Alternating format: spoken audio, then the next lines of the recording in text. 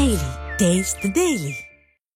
ஈரோட்டில் திமுகவைச் சேர்ந்த இளம்பெண்ணை அக்கட்சியின் ஒன்றிய செயலாளர் பாலியல் வன்கொடுமை செய்ததுடன் காவல்துறையினருடன் இணைந்து கொலை மிரட்டல் விடுவதாக புகார் எழுந்துள்ளது. திமுகவைச் சேர்ந்த அந்த இளம்பெண்ணை திமுக ஒன்றிய செயலாளர் சின்னசாமி என்பவர் பாலியல் வன்கொடுமை செய்துள்ளதாகவும், மேலும் மலையம்பாளையம் காவல் ஆய்வாளருக்கு 16-17 வயது சிறுமிகளை அனுப்பி என்றும் மிரட்டியதாகவும் பாதிக்கப்பட்ட பெண் வேதனை தெரிவித்துள்ளார்.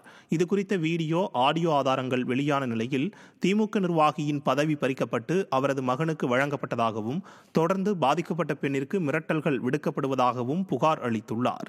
காவல்துறையும் திமுகவினரும் திமுகவை சேர்ந்த பெண்ணையே மிரட்டுவதாக வந்த புகார் அப்பாவின் அலங்கோல ஆட்சிக்கு சான்று என பொதுமக்கள் விமர்சிக்கின்றனர். ஒன்றிய செயலாளர் பாருமா, அவரை பார்த்தீங்கன்னா அவர் பிரச்சனை முடிச்சு கொடுப்பாரு அப்படின்னு சொல்லி சொன்னார். நான் முன்னாள் ஒன்றிய செயலாளர் சின்னசாமி அவர்களை போய் பார்த்தேங்க.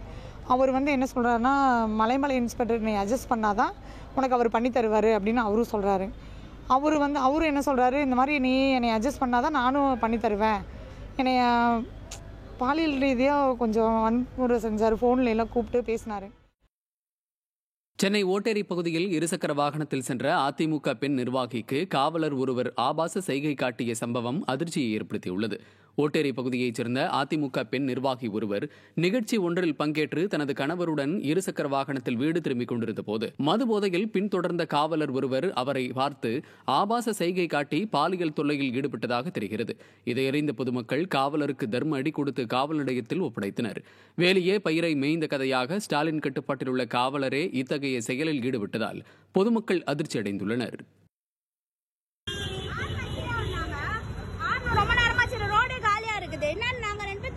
அசிங்கமா பண்றோம். நீங்க வண்டி ஓட்டுனீங்களா? எங்க ஹஸ்பண்ட் ஓட்டிட்டு வந்தாரு.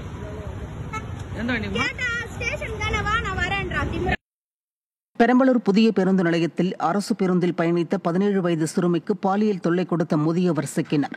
தனியார் கணினி பயிற்சி மையத்தில் பயிற்சி பெற்ற பின்னர் வீட்டிற்கு செல்ல அரசு பேருந்தில் ஏறிய வேப்பந்தட்டை பகுதியைச் சேர்ந்த சிறுமிக்கு முதியவர் பாலியல் தொல்லை கொடுத்ததாக கூறப்படுகிறது. இதை அறிந்த சிறுமியின் தோழிகள் வேப்பந்தட்டையைச் சேர்ந்த ரத்னத்திற்கு தர்ம அடி கொடுத்து காவல் நிலையத்தில் ஒப்படைத்தனர். மேலும் பாதிக்கப்பட்ட சிறுமி அளித்த புகாரில் முதியவர் ரத்னம் மீது போக்சோ சட்டத்தின் கீழ் வழக்கு பதிவு செய்யப்பட்டது. தமிழ்நாட்டில் பெண் குழந்தைகள் முதல் வயதான பெண்கள் வரை யாருக்கும் எங்கும் பாதுகாப்பில்லாத நிலையை உருவாக்கிவிட்டு பெண்கள் பாதுகாப்பாக உள்ளனர் என பேச வெட்கமாக இல்லையா என அப்பா ஸ்டாலினுக்கு பெண்கள் சரமாரியாக கேள்வி எழுப்பியுள்ளனர்.